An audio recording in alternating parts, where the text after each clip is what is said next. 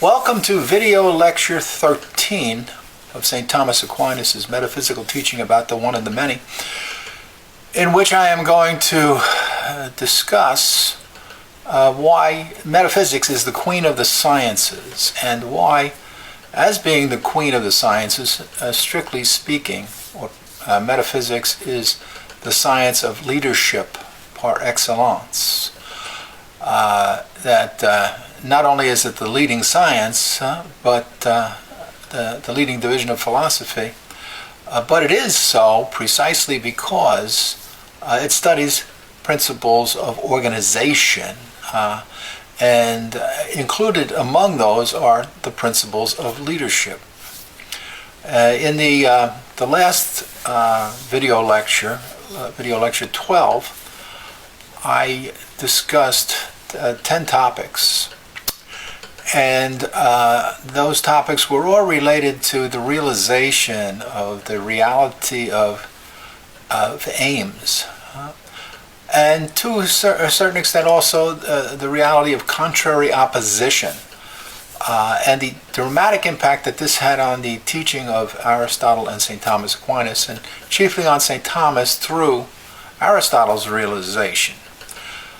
Because the reality of aims made both of them aware of the fact that organizations can exist, which was also part of the realization that, in fact, this came before, I think, the reality of aims for them, that contradictory opposition is not the only form of opposition, that it can't possibly be so. Now,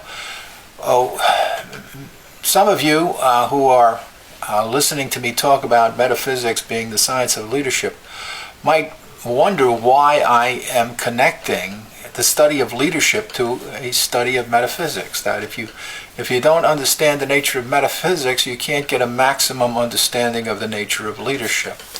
And the reason for that is precisely because of the crucial importance of understanding the nature of contrary opposition, and metaphysics is the subject in which this type of analysis is examined, and examined in most detail. Because anybody who has experienced leadership, either as someone being led or in leading, knows that leadership in some way involves opposition. And that if contradictory opposition, if we all tend as adults, healthy adults, who still have possession of their mental faculties, know that contradictory opposites cannot simultaneously coexist. That if that were the only type of opposition that existed in reality in this world of ours, then no multitudes could exist and no organizations could exist. But we know opposition exists if we've had an experience of leadership, because if no opposition existed, then the leadership could not exist, or if it did exist, it could not exist as an art or a science. The leadership requires not only opposition but inequality of possession, of receptivity and resistance. So within things, that is the foundation of the notion of contrary opposition. So leadership is essentially connected to an understanding. Leadership as an art or as a science is essentially connected to understanding the ways in which things around us can resist or be receptive to taking directions. And metaphysics as the science of leadership par excellence teaches us this as far as general principles for all arts and sciences. I'm going to just look down at to recall the 10 questions I went over in the last lecture, and just to get them in right order and go over them briefly. Contrary opposition, first of all, is the quality that makes science, philosophy possible, precisely because of the inequality of possession and privation, of unity, some sort of unity, a resistance and a receptivity to being unified, that leadership and the philosophy, art, science all require to exist, if they are to exist. Once again, if contradictory opposition were the only kind of opposition, then leadership, arts, and sciences could not possibly exist. Contradictory opposition cannot be the sole form of opposition. Organizations do exist. We realize this. We see this. This is evident, as it's evident that the human mind can know principles of leadership. Now, those principles of and principles of organization. If organizations exist, and which is evidently true, and St. Thomas and Aristotle concluded that internal to those organizations are causes of unity, principles of unity, and that's what they called the truth of the thing.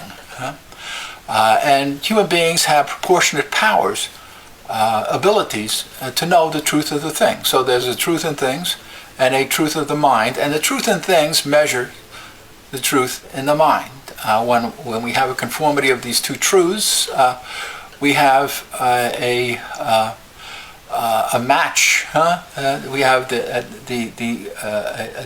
generic truth that becomes possessed by the knower of the thing known, and if possessed scientifically, this is held with maximum intellectual strength and ability, with greatest intensity of knowledge. This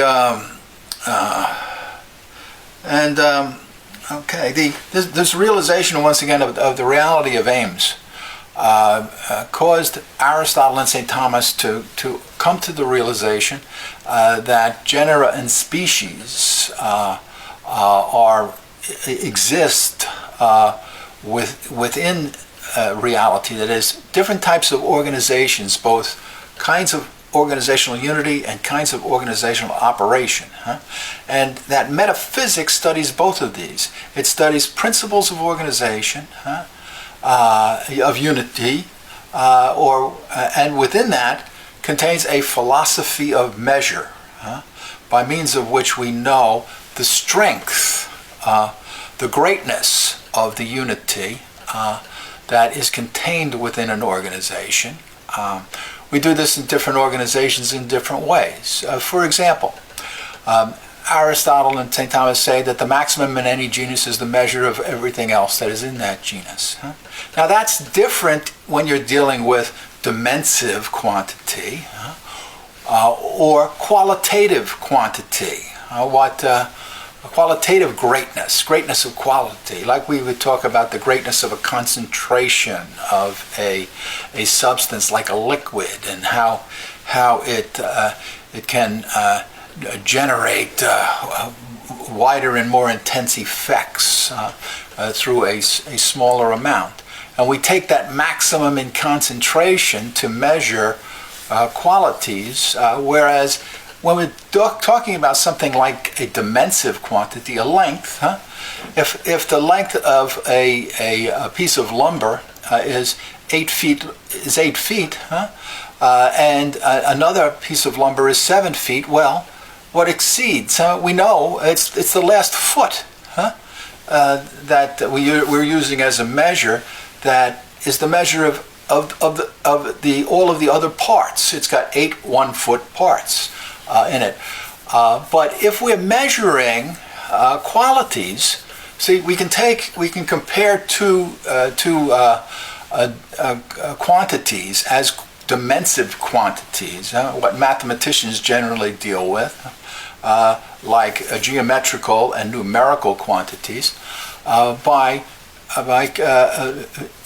comparing one to the other directly. But Aristotle and St. Thomas notice you can't do that with qualities. And so our awareness of how a quality is a measure is different. That comes from our comparing the qualitative states of one individual at one time to another, noticing that you had a certain temperature at a few minutes ago, and bodily temperature, and it's gotten higher or lower, or by the impact, the effect, the influence that a cause has on some other being. That's the way we measure a qualitative greatness. This is true even when we're dealing with a kind of dimensive being like a length. Galileo noticed this. I've talked about this before with respect to the ability to withstand stress of material in shipbuilding, and how the greater the length will cause a weakness in different pieces of lumber. And this will tell us that, and it will cause this with different qualities of wood. A carpenter knows this, that cutting off, you can shorten an 8-foot piece of oak and of pine, but the amount of resistance that's going to be put up by the wood is going to be different. And if you want to make the two pieces equal, and you want to cut it off at the point where you'll generate the equality, you cut it off at the end. But if what you're doing is, if what you want to do is to equalize two human beings in their wealth, well, you have to redistribute their wealth in some way. That's not the same, right, as cutting off a piece of lumber. And you'll have to understand where the resistance can occur. The same thing with health. If you want to equalize health, you can either make more people sick, or you can somehow improve the quality of the health. And in doing this, what we have to do is observe the effects of our activities on the subjects upon which we're working. This is true with respect to the quality of leadership, that the way we tell the greatness of a leader is in relationship to the effects that the leader has on some sort of a group that's being led, or a group before which someone is performing. In the last lecture, I talked about how St. Thomas understood science and art to philosophy to be like orchestra performance. It's an operational activity, and it's one that is able to coordinate a multitude, to cooperate, beings that can resist taking direction, and can have that resistance overcome.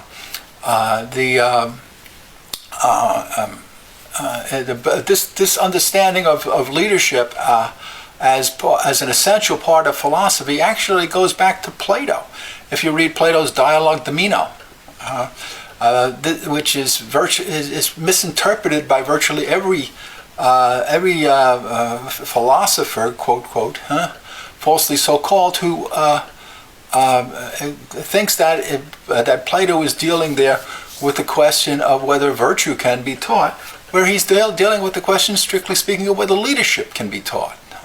Or whether there are some people who are born leaders. And this becomes evident when you take a look at the examples to which he applies his study. And so he identified virtue with leadership, as did Socrates. That to some extent virtues are measures, intrinsic measures of the the greatness of strength, of unity within an organizational multitude.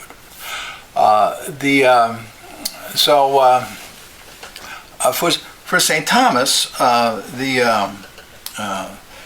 the realization of the philosophy of the existence of contrary opposition and of aims gave him an awareness about leadership and about the way in which leaders have an intensive greatness to them that they display by communicating inequality in some way to a group, and that we measure the greatness of leaders through their influence on the group. To do this, leaders very often don't have to do anything. That's why in Aristotle's universe, it's the unmoved mover who's the leader of all leaders, because the unmoved mover doesn't have to do anything. And yet, the unmoved mover makes everything in the universe go around through love of the unmoved mover, of pure thought, thinking thought. So the less you have to do in order to communicate an inequality, a greatness, a superiority, the more perfect you are as a leader, in a way. We predicate leadership analogously, like we do other terms, but this is evident. If you take a look at the way in which people behave when they come into the presence of someone who has leadership qualities. A beauty queen, for example, just has to walk into the room. And the greatness of the beauty will shock. Beauty is what I call the shocking good. It arrests attention. It's a quality of magnitude or greatness of goodness, and that's why I don't consider it to be a separate transcendental for St. Thomas. That's one of the reasons. Very often a person will not have to lift a finger to do anything, and yet just the mere presence of that person in a room will cause an effect in an audience, because the audience is the qualitative measure, right? In this instance, remember that we can't compare two qualities one with the other. For St. Thomas and Aristotle, the only way you can tell qualitative differences is by recognizing the impact that a quality has through activity on a qualified being, some being that can be influenced by those qualities. That's why a great musical performance will cause intensity of applause, which is indicative of the greatness of the person of the performer, whether or not that's a leading performer or someone who's second rate. The same thing in sports activities. This does not mean that these activities are relative, or our understanding of leadership is somehow relative, or of truth that is somehow relative, but that the way we measure truth, the way we come to our awareness of it is different in relationship to what we are measuring, whether it's qualities, whether it's a substance, right? Or whether it's a dimensive quantity. So what it does is it indicates the analogy of truth, and the analogy of greatness, the analogy of leadership, the analogy that exists in philosophy. And that will help us understand why it's necessary to have a leading science. The recognition of the inequality of sciences and of arts and of leadership led Aristotle and St. Thomas to conclude that all of these arts and sciences have been generated for the purpose of enabling human beings to become happy. And that's why you have the sciences divided into practical, productive, and speculative or theoretical. And the productive sciences being within this hierarchy of a lower order of greatness in relationship to happiness. Just like manual labor would be, rote manual labor would be within that kind of productive activity, and manual labor without the assistance of tools and devices and a division of labor, which generates species of activities of cooperation, would be higher than those that where a single laborer is trying, as Adam Smith notes in the beginning of his work on the wealth of nations, where he gives you an understanding precisely of the nature of species and how species divide operations. As Aristotle and St. Thomas note, that if you want to distribute an activity, you've got to divide it. And you've got to divide it among people of unequal skill.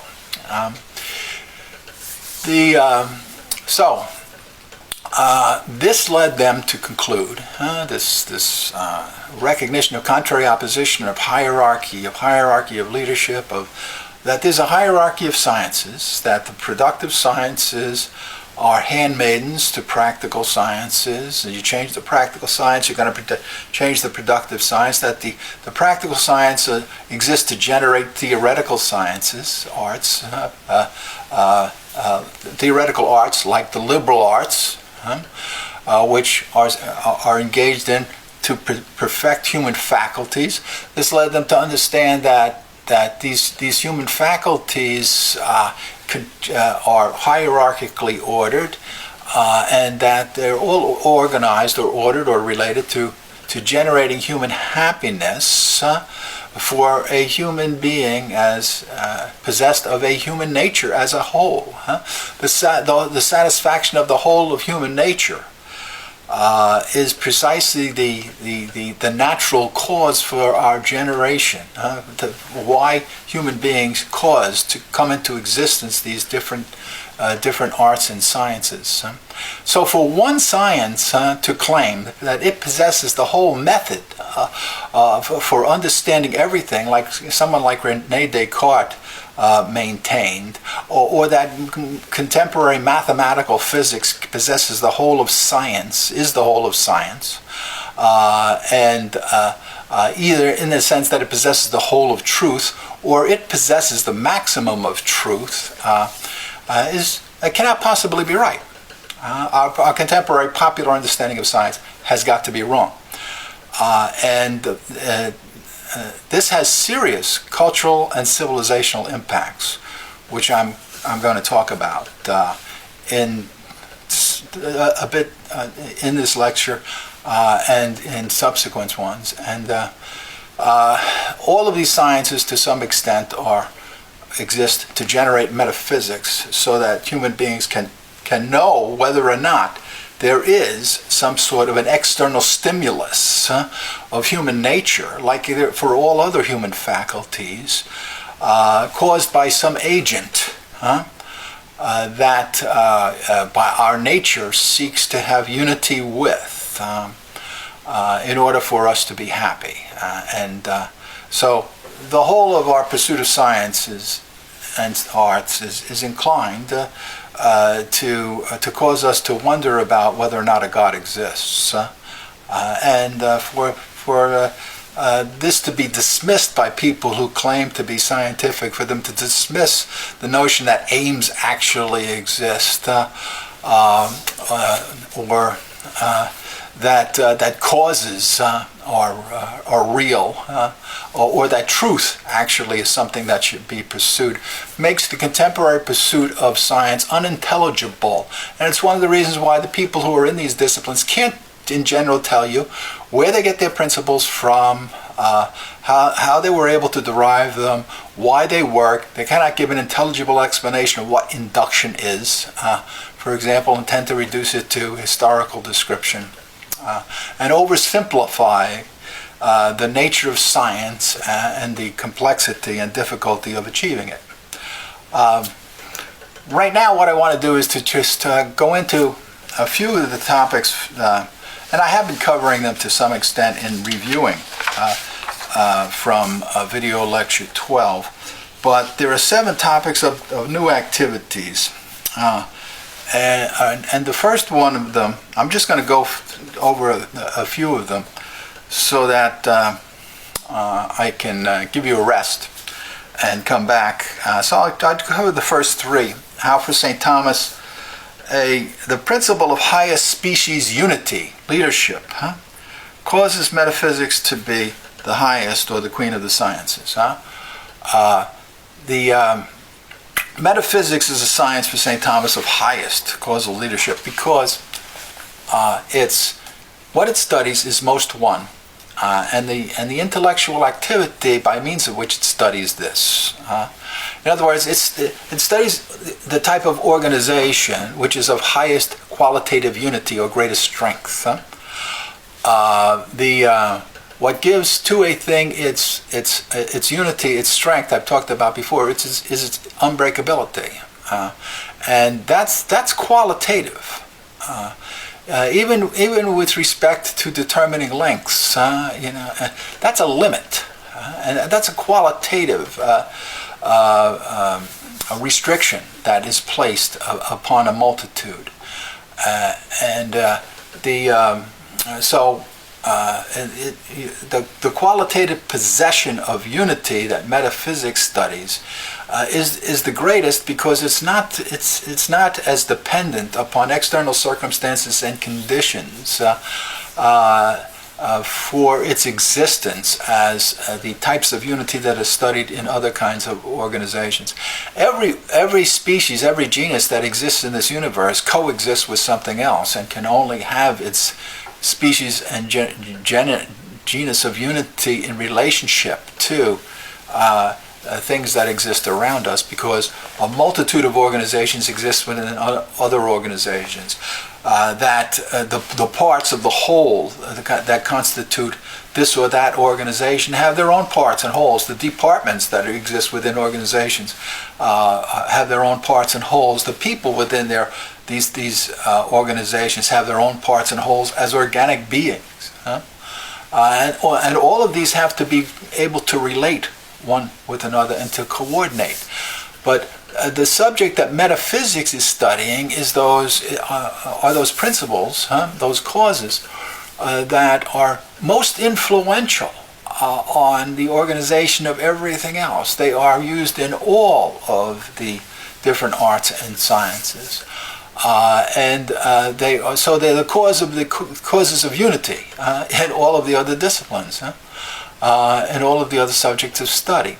The way in which the metaphysician studies these is in a way that most highly intellectual, because the way that the person is able to achieve the images, first of all, of thinking about immaterial causes that underlie all other causes, requires that a person transcend the ordinary type of ways of imagining that are required to form metaphysical images. That's why the ancient peoples, the ancient Greeks, had trouble thinking about non-material beings, for example, which causes are. They're immaterial.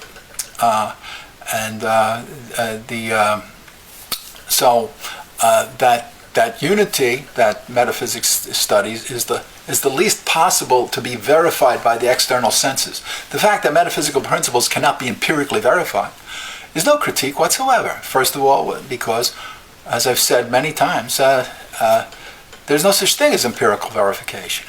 There's an intellectual verification in relationship always to some faculty, in which the intellect is able to see, the human person through the act of the intellect is able to see a kind of unity in a thing that gives it its intelligibility, that makes evident something evident, a unity, an intrinsic unity in the organization, to the human intellect and to the person.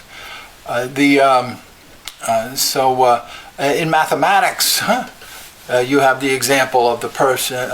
There's no empirical verification.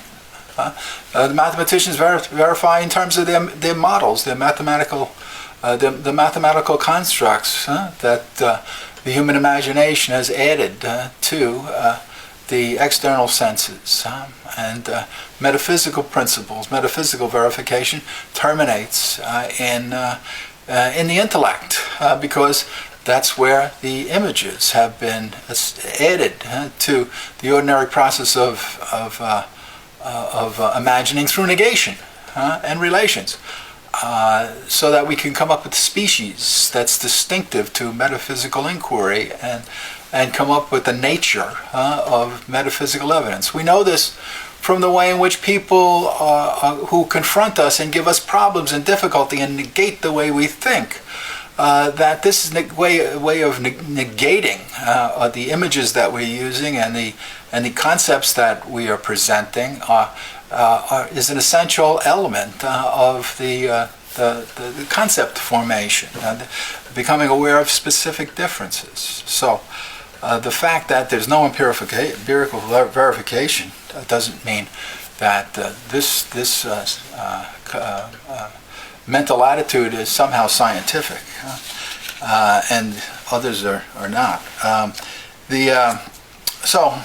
For science, for St. Thomas, the highest science of metaphysics has to exist, because if you don't have a first science, something which you know best, which is used as the measure for all other scientific knowing, there could be no analogous predication of the term science.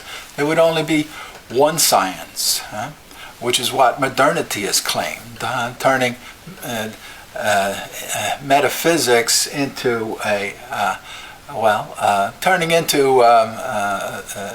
mathematical physics into the one species of science, and the one genus of science being political agreement by intellectual elites.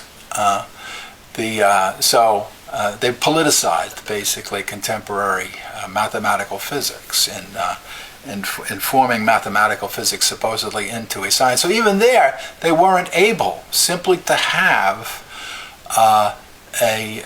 the reduction of a whole science to one science, but had to create a hierarchy, and they did it with politics, with utopian socialism, as I've argued elsewhere. And so a higher science of leadership for St. Thomas has to exist, because if we don't have something that we know immediately and evidently is true,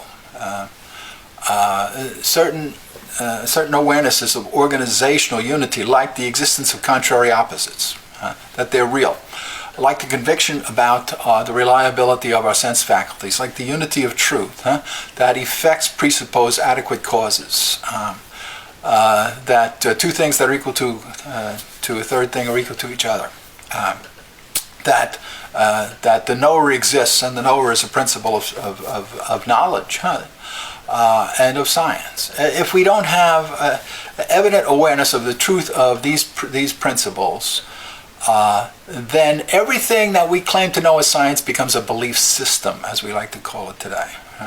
Even science we popularly call today a belief system.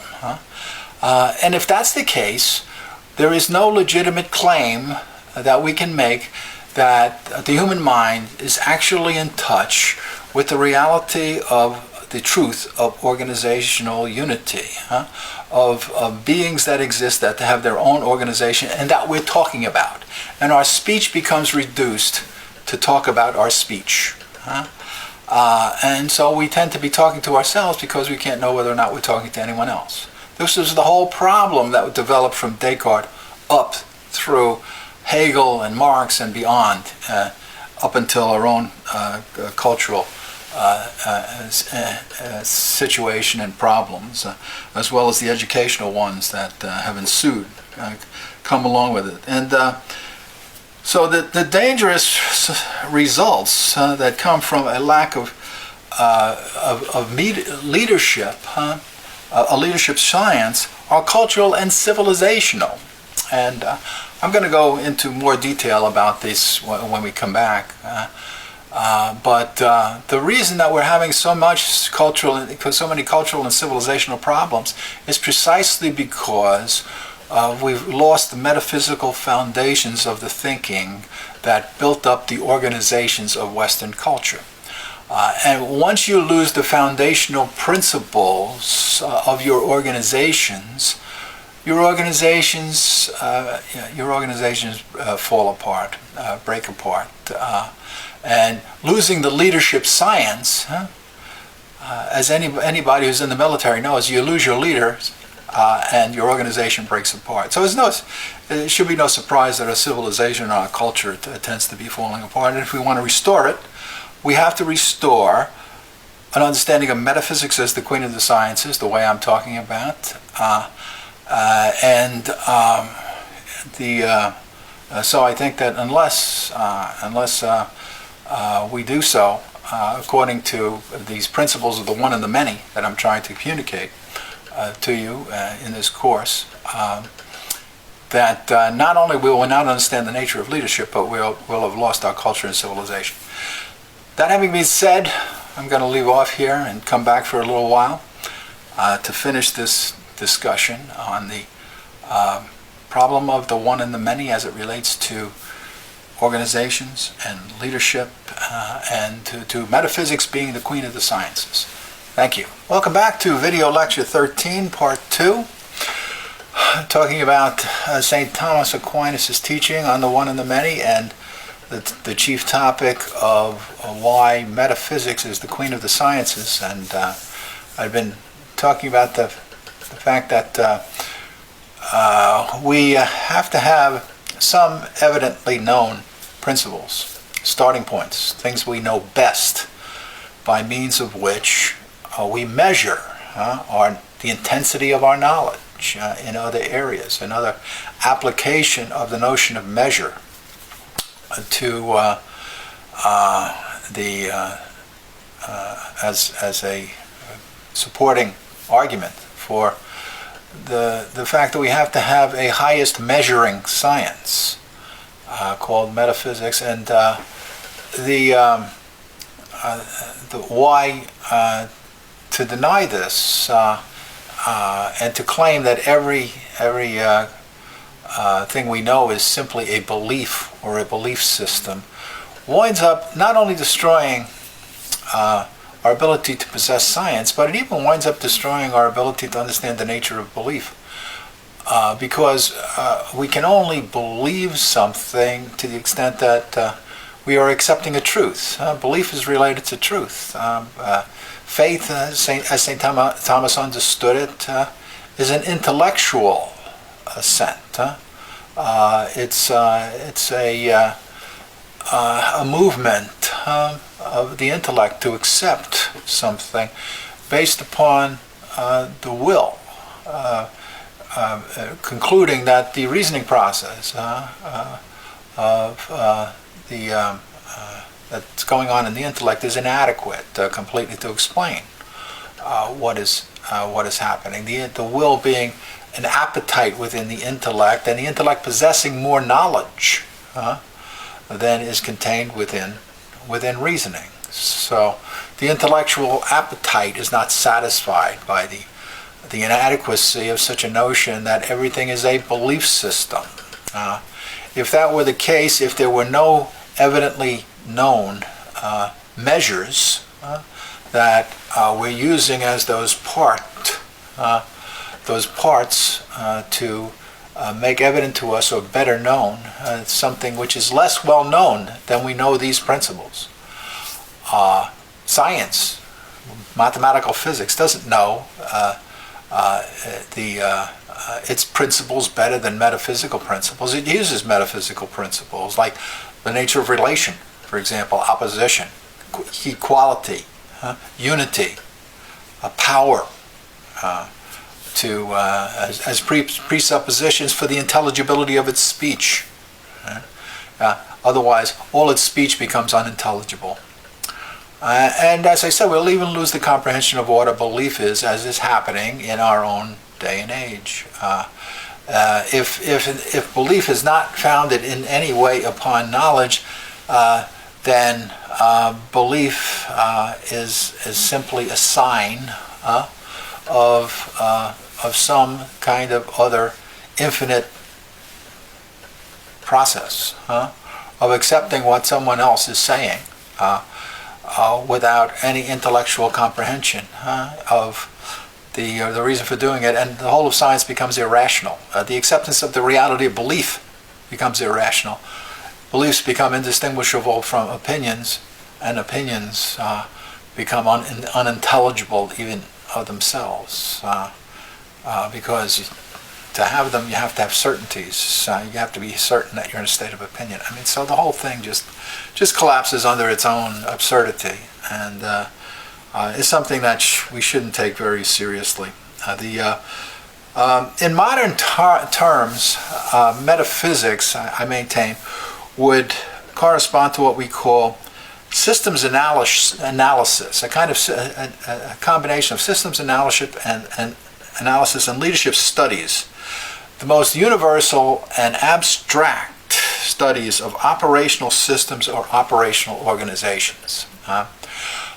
For St. Thomas and Aristotle before him, what philosophy studies, the genus, is not the genus of the logician.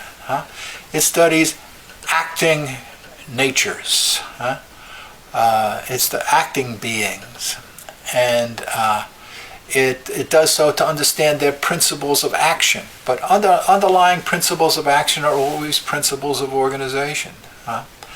So the subject of metaphysics has to be concerned with a genus, that is, those principles that are universally present in all organizations that simply cause them to be organizations.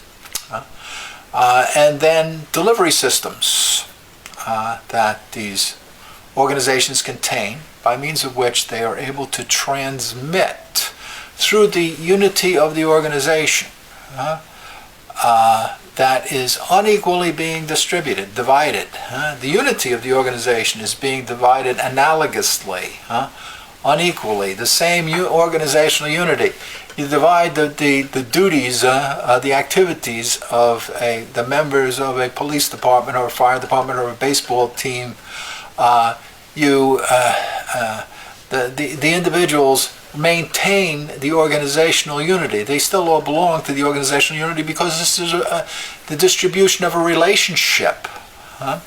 There's an inequality of a relationship to the chief aim, to the act, to the single act that they're all trying to perform. That's why mission statements and strategic plans are crucial within organizations. And those mission statements, those strategic plans are contained within the parts of the organization from its inception. People have a generic idea of what they want to do, of some sort of a cooperative activity that in which they want to engage to satisfy the delivery of another activity, which they call the aim. So the aim, once again, is very simple. It's not something mystical or mysterious to understand, and the notion that aims don't exist and purposes don't exist and things is absolutely absurd. We're not talking about anything mysterious here. We're simply talking about cooperative actions. That they exist in the world around us is evidently true. People are constantly cooperating to do so, as common causes of a single act, putting out the fire, getting someone to the hospital, so forth, helping to save survivors from an earthquake or something. The multitudes become organized in relationship to all coinciding in the unification of their qualities, their contributions that they can make to resolving these problems. Now, Western culture has totally lost their understanding of the fact that organizations exist and they have their own internal principles. And by denying the notion of forms in things, that was rejected increasingly from the Renaissance on through the teachings of Descartes down to the teachings of the Enlightenment thinkers. And these were replaced by external laws.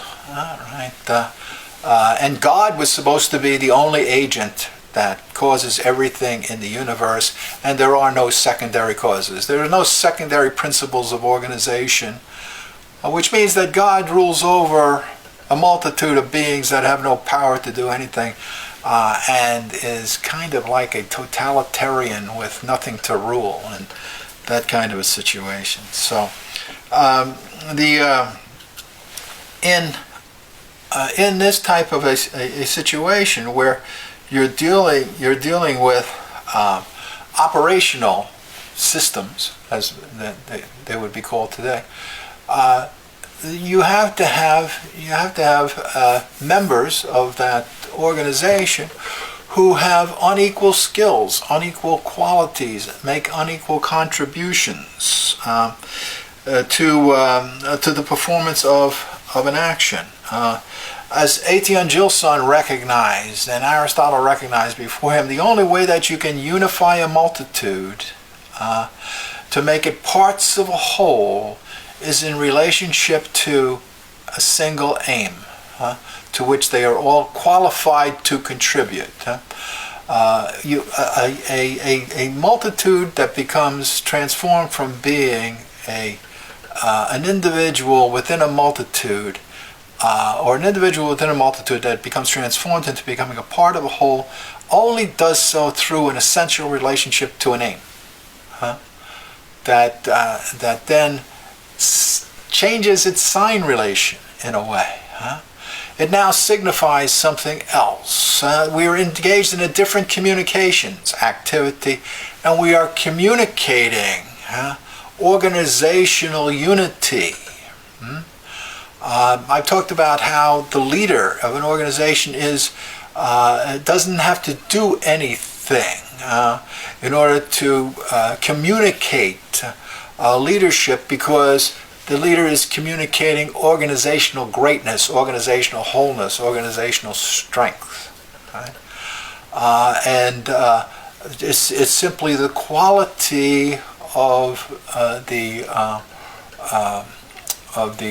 personality of the individual, or this distinctive type of leadership ability that is being on display. Beauty queens, as I gave an example. Notice the term queen, like metaphysics is the queen of the sciences.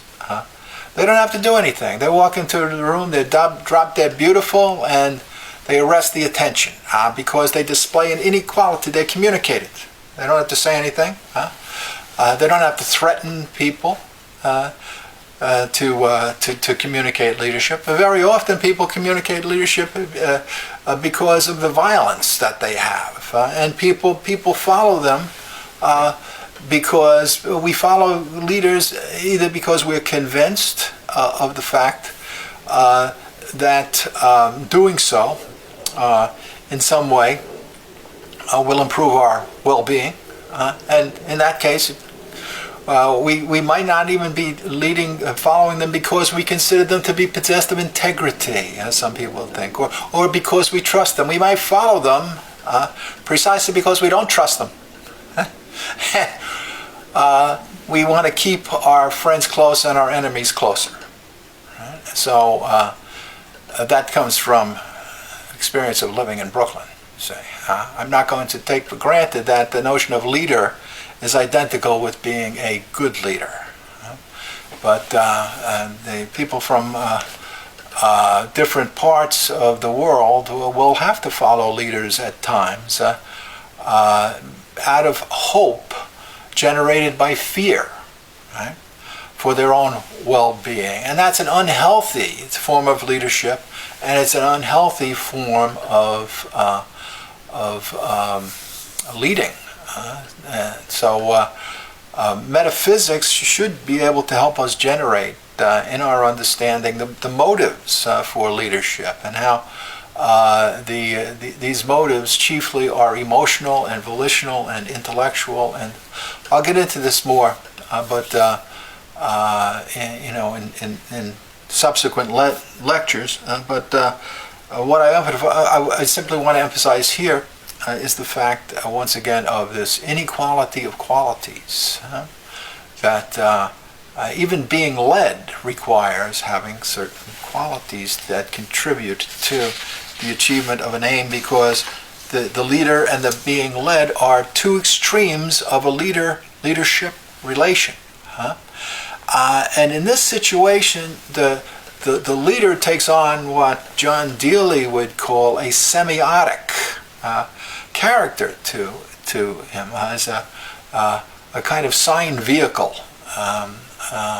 And because a sign is actually a relationship, and an organization is a sign. It's a network, a web, in a way. That's what Aristotle's substance is. It's a communications network, or a communications web that is distributing an activity through the internal qualities of its members that are being harmonized together. And this is one of the reasons why I compared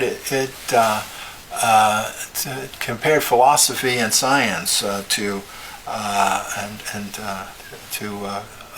leaders, philosophical and scientific leaders, to orchestra leaders. So, absent this one act, this chief act, this aim, these individual members with relatable qualities and a leader that can unify and communicate to them. The aim of the organization, the organization can't have cooperation. It can't become united. As members of a whole, like would be the characteristic of people who had no fires to fight, and yet had the desire to be organized as firefighters. If you have no fires to fight, no suitable qualities with which to fight fires, then no whole unit called firefighters could possibly exist. That's evidently true. At least it is to me. If not to you, well, one of us is wrong. So every science studies multitudes, and it studies these multitudes to understand how they're being unified and how they can be broken apart.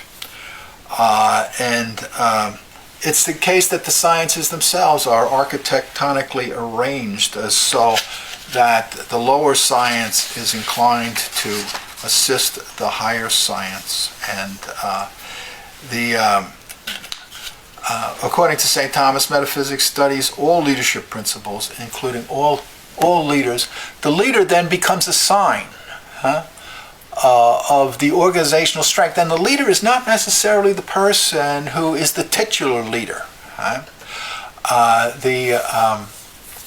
The one who has been given the title of being the organizational CEO or executive director. People in the military know this quite well. It's very often the person who's a sergeant in combat who's the leader and who holds a group together.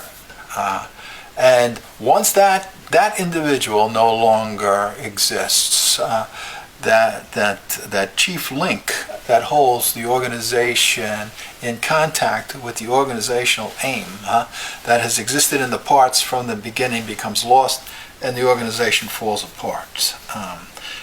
I maintain that this is what's happened in Western culture, that our understanding of philosophy has disappeared, our understanding of metaphysics as a philosophical discipline has disappeared, and as a result of that we can't hold our theology together in the culture, and without the theological metaphysics or the philosophical metaphysics, all that you're left with is sophistry or poetry, poetic musings about the culture which cannot hold it together.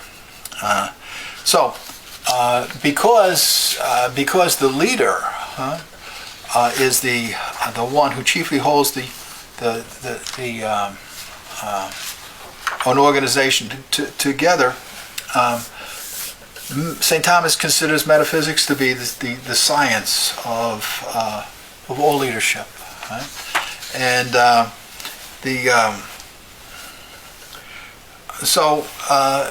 it studies the principles of leadership, and in doing that, for St. Thomas, this includes not only logical premises, but it includes powers.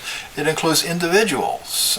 And so metaphysical reasoning would also include within it a question about, given the hierarchical existence of the sciences, whether a God exists, because philosophy and science are related to the question of whether or not of happiness, and they come into being to help us secure happiness. Metaphysical study, like other scientific studies, other philosophical disciplines, has its own process of arriving at the internal truth that is contained within the organizational principles that are expressed in definitions. Right? It has its own way of getting at the nature of things, its own method, and this is called metaphysical induction, using the modern term, which is simply what St. Thomas would call abstraction. The term abstraction is more or less dispensed with in modern scientific and philosophical reasoning because of the modern and Enlightenment dislike for the notion that there are intrinsic principles of unity, secondary causes in physical things, and so they use the term induction. But what they're talking about in St. Thomas's terminology is the process of abstraction. And the process of abstraction examines a multitude and tries to examine what exists in that multitude, that giving it either its unity, that is, puts it in its genus, right? Or gives it those properties that enable that unity to engage in actions, to become operative. In relationship to trying to argue for the existence of God, the metaphysical induction process for St. Thomas, like all induction, has to start with images, and with sense observation, with the inadequacy of something we are experienced to be explained, to make completely intelligible to us, in an intellectually and volitionally and emotionally satisfying way, apparent contradictions of actions. We see organizational action and we say, well, the explanations that are given by means of our senses or by means of mathematics and so forth, they don't make them intelligible. Right? They haven't gotten at the cause. They haven't connected us with what connected our intellects with those causes that make intelligible the cooperation that we are examining within things.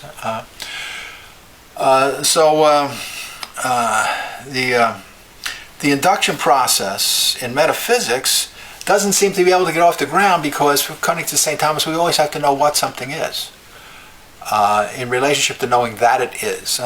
One of the most comical things that I've ever experienced as an academic and as a professor has been arguments that students engage in, continuously in ethics about whether good and evil exist. When the ancient Greeks recognized that that's not the subject of its science. The science presupposes the existence of its subject matter. That good and evil exist has to be presupposed for the existence of any science, because they're inequalities of goodness, of possession, of completeness of unity, right? Which is the notion of good, and in one of its most complete senses, if not its most complete sense. that something is whole, something complete, it being what it is. Right? And so if you don't presuppose the existence of some whole subject that you're studying, the good, and if you're not able to form an image of it, then you have to know what you're studying, right? But St. Thomas would say, well, you can't know what God is. So how could you possibly argue that the study of God, right, and that the fact that metaphysics in some way considers the existence of the highest first principles, which would include the question of whether or not there's a highest person or highest being as a principle or cause. How could that get off the ground? Well, according to St. Thomas, the way metaphysicians form images is through negations. You have to have the imagination functioning constantly in the knowing process for human beings. St. Thomas is adamant about this. From the beginning in sensation to the conclusion in judgment, science always requires the termination of scientific reasoning and scientific judgments, the conclusion of it in a faculty that is essentially related to image production. Whatever faculty is utilized beyond the external senses to assist the imagination in producing an image adequately to express the organizational unity that is being studied in the science, is where you verify the truth. Your truth conditions are found there, right? And they're found in the definition of that subject.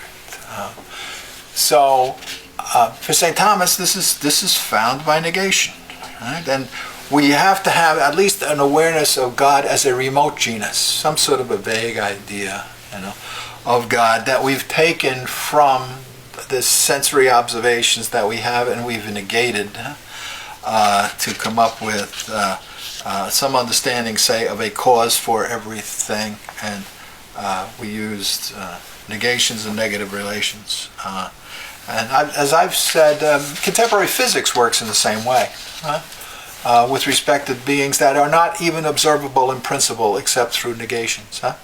And we're constantly trying to arrive at specific differences by means of which, not only specific differences, but putting multitudes into genuses, into genera, by means of failures, business failures, military failures, artistic failures in the sense of fine arts,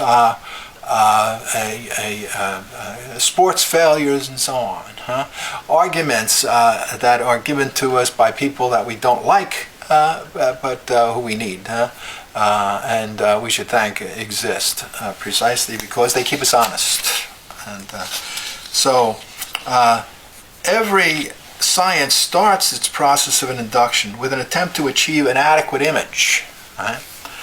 And concept formation that very often requires lengthy prior judgment on argumentation, positive and negative debate often, and this can go on for centuries until you get the proper inductive, the proper inductive element that enables you to finalize either the difference that you need to put a multitude into a species, to understand the aim precisely, right, that you're trying to achieve, right?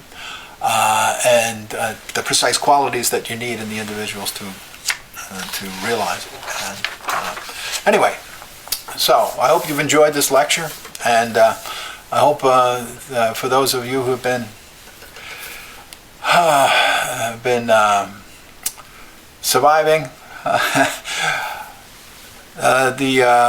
with a little bit of difficulty up to this point, are getting to see how what St. Thomas is talking about and Aristotle is talking about is not very mysterious at all when put in organizational terms. That metaphysics is simply a study of organizations, operational organizations, and it's got basically these two divisions.